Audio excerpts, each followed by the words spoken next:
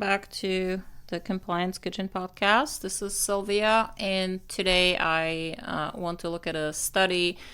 This came from the Treasury Department. I thought it was interesting. They looked at the trade in high-value art and whether this was a way that facilitates money laundering and terror financing. So I thought that was an interesting read.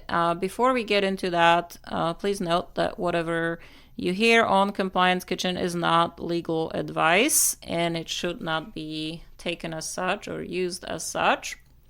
Now, going into this study, so this was under the Anti-Money Laundering Act of 2020 that the Treasury Department issued this study. It identifies art market participants and sectors of the high-value art market in the U.S.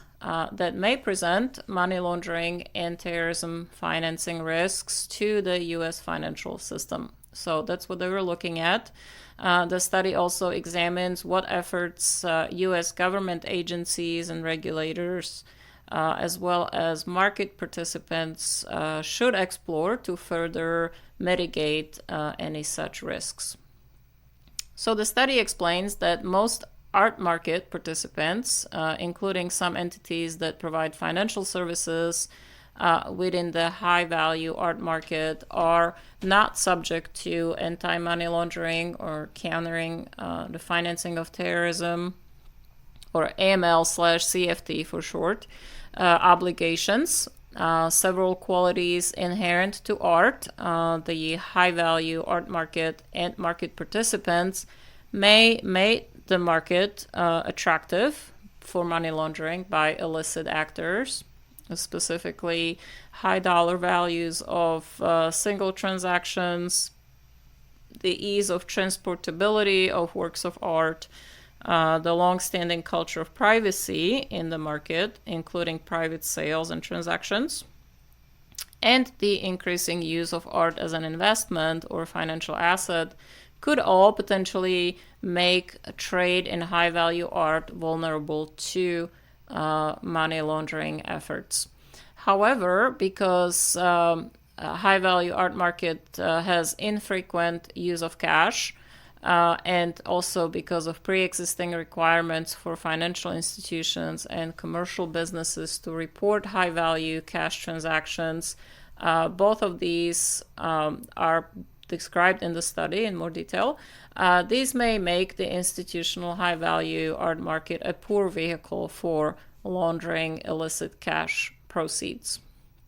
The study also found some evidence of money laundering risk in the institutional high-value art market, but found little evidence of terrorism financing risk.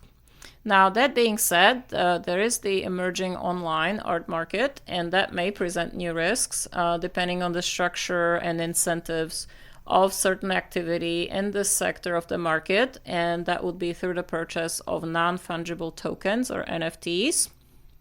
To mitigate these risks, some institutional art market participants, such as certain auction houses and galleries, maintain procedures for conducting due diligence on potential buyers and sellers.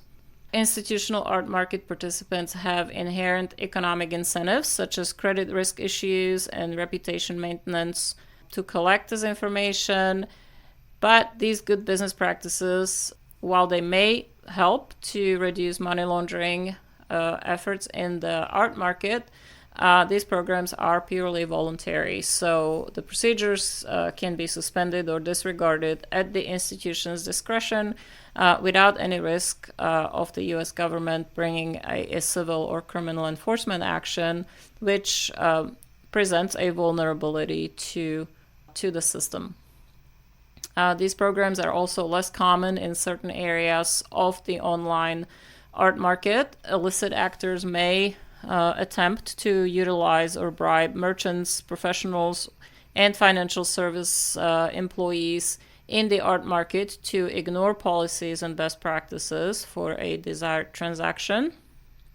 A significant portion of money laundering in the high-value art market is likely conducted with the help of just such complicit professionals. Now, of course, the use of complicit professionals is not unique to the art market. I mean, it can happen in any profession or service.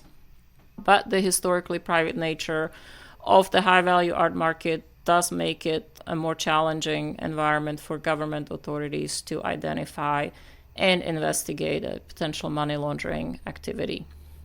So to address these money laundering risks, the study considers several regulatory and also non-regulatory actions that the US government could consider.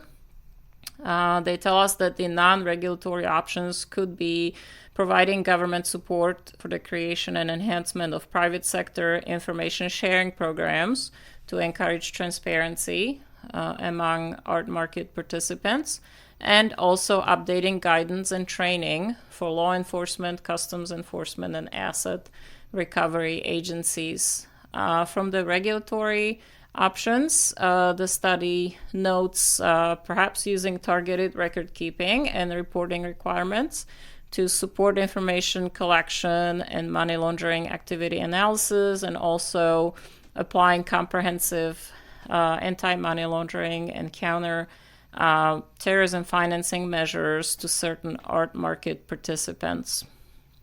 Now, all in all, weighed against other sectors that pose money laundering and terrorism financing risks, the study concludes that the art market should not be an immediate focus for the imposition of comprehensive anti-money laundering and counter-terrorism financing requirements. So if you do want to take a look at the study, there's a copy of it available on the Treasury Department's website. And so I encourage you to visit and download a copy for yourself.